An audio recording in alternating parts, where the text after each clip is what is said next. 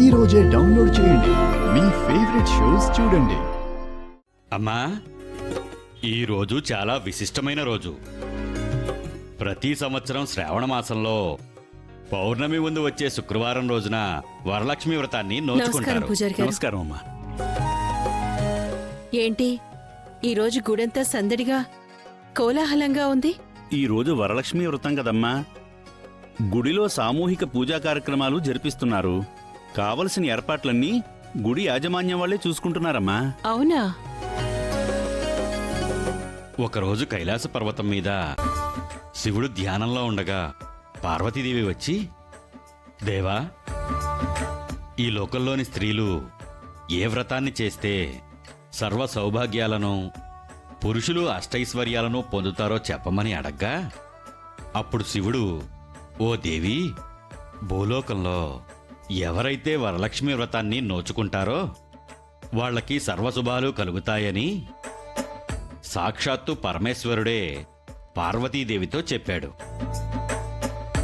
కాబట్టి భక్తులంతా మీ భర్తలతో కలిసి ఈ వ్రతాన్ని నోచుకుంటే 10 కాలాల పాటు పసుపు కుంకుమలతో నిండు ముత్తైదువులుగా ఉంటారు.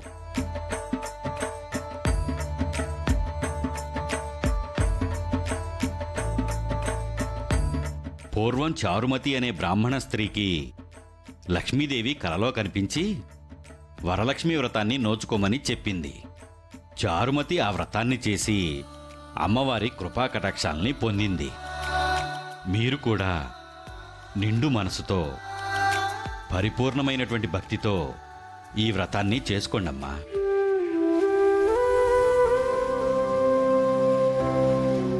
ఈ పుట్టినరోజుకైనా మన మధ్య దూరం తగ్గుతుంది అనుకున్నాను.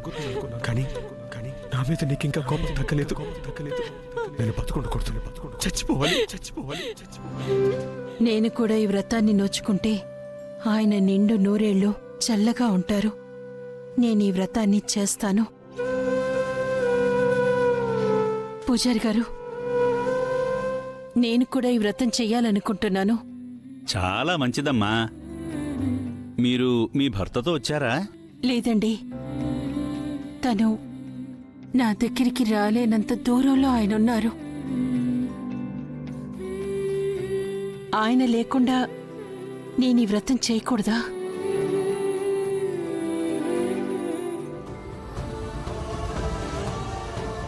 ఒక్కటే మార్గం ఉందమ్మా.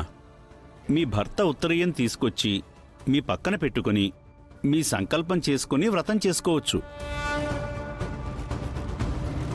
అలాగే పూజారి గారు.